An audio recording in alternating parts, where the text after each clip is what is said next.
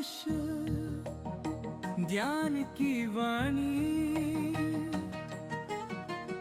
मार्तंड संदेश पुण्य की कहानी धर्म संस्कृति साधना की राह। आज का विषय है क्या सुख दुख, भय, शोक, बुढ़ापा और मृत्यु जैसी घटनाएं केवल संयोगवश होती हैं। आज इस पर हम विस्तृत चर्चा करते हैं। यह विचारधारा कर्मफल के सिद्धांत को स्पष्ट रूप से प्रस्तुत करती है, जो हिंदू दर्शन और विशेष रूप से ब्रह्मवैवर्त पुराण में उल्लिखित है।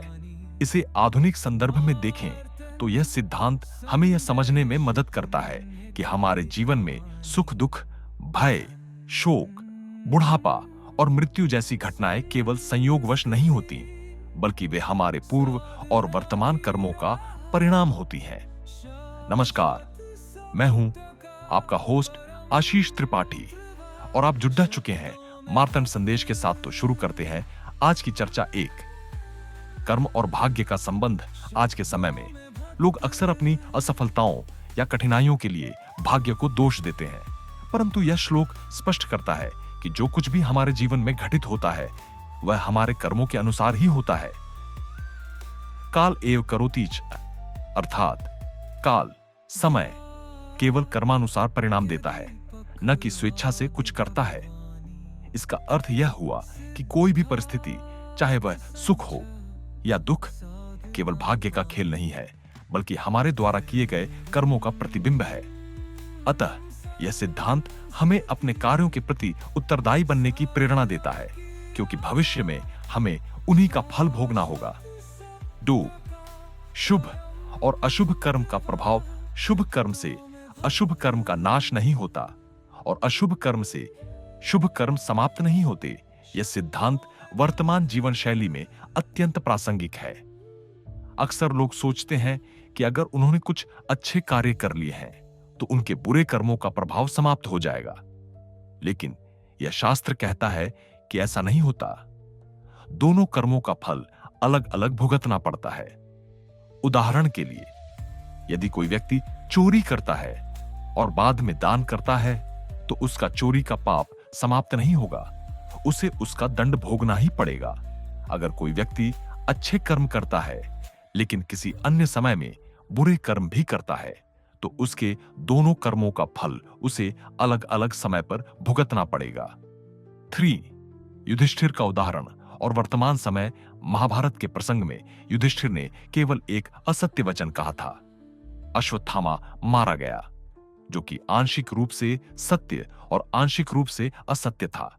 बावजूद इसके उन्हें इस एकमात्र पाप का दंड नरक के द्वार तक जाकर भोगना पड़ा।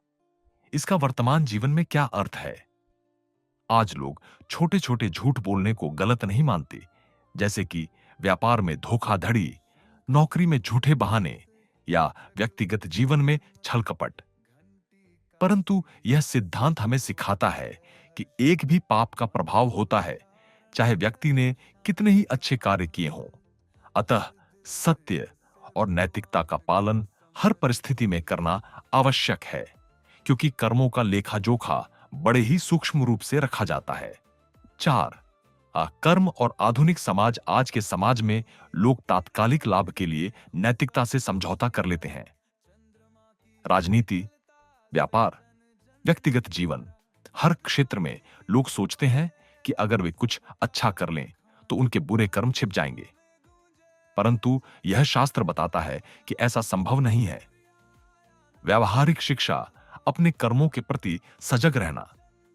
कर्म का सिद्धांत यह सिखाता है कि हर कर्म का प्रभाव पड़ता है, इसलिए कोई भी कार्य करने से पहले उसके दीर्घकालिक परिणामों पर विचार करना चाहिए। छोटे पाप भी महत्वपूर्ण होते हैं, जैसे युधिष्ठिर को एक झूठ के कारण नरक के द्वार तक जाना पड़ा, वैसे ही हमें अपने छोटे छोटे पापों को भी हल्के में नहीं लेना चाहिए। अच्छे कर्मों को निरंतर जारी रखना। यदि कोई व्यक्ति अच्छा कार्य कर रहा है तो उसे यह सोचकर रुकना नहीं चाहिए कि उसका बुरा कर्म समाप्त हो जाएगा।